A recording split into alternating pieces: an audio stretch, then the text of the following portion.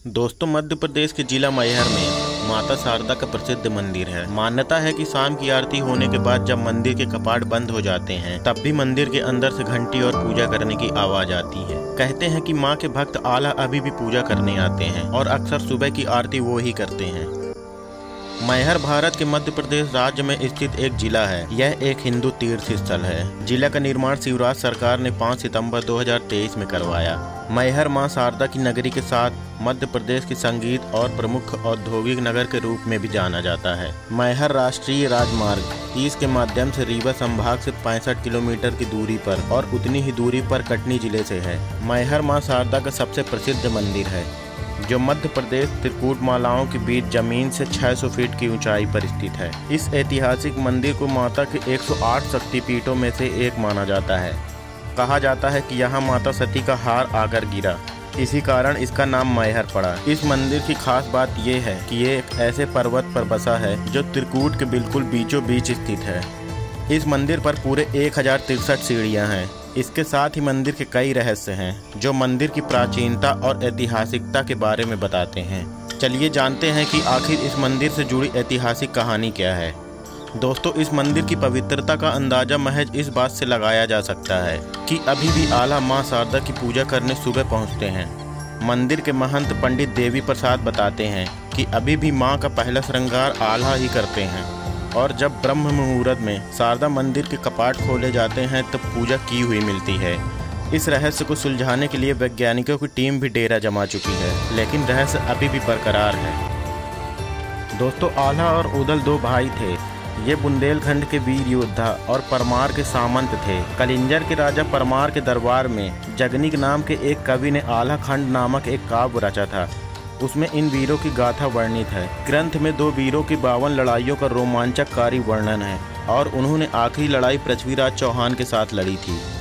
आल्हा खंड में गाया जाता है कि इन 2 भाइयों का युद्ध दिल्ली के शासक पृथ्वीराज चौहान से हुआ था।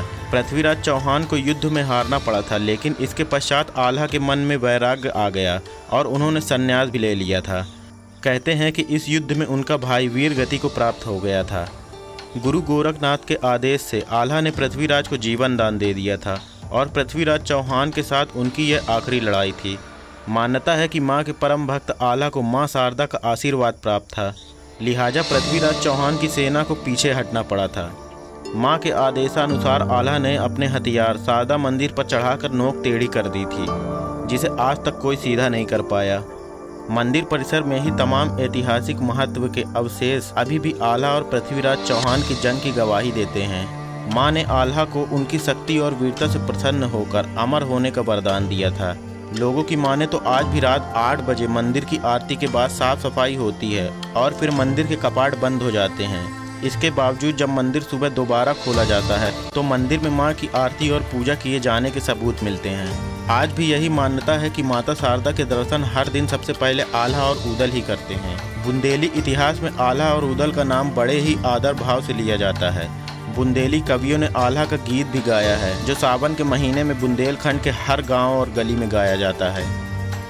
दोस्तों, विंध्य पर्वत श्रेणियों के मध्य त्रिकूट पर्वत पर स्थित इस मंदिर के बारे में मान्यता है कि मां शारदा की प्रथम पूजा आदि गुरु शंकराचार्य द्वारा की गई थी।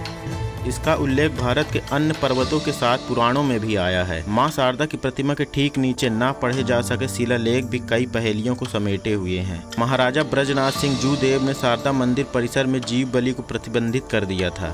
प्रसिद्ध इतिहासवादी ए कनिधम द्वारा मां शारदा मंदिर का काफी अध्ययन किया गया।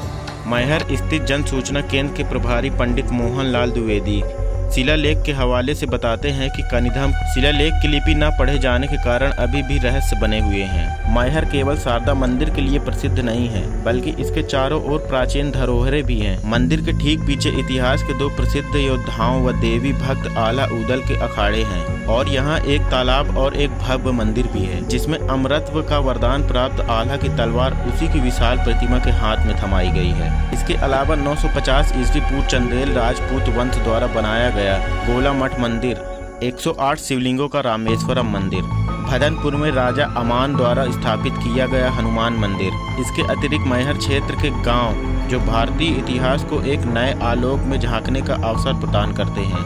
शिव पुराण के मुताबिक बदेरा में ही शिव भक्त बाणासुर की राजधानी थी, जिसकी पुष्टि बदेरा के जंगल में जगह जगह मिल रहे मंदिरों के भग्नावशेष व शिवलिंग करते हैं।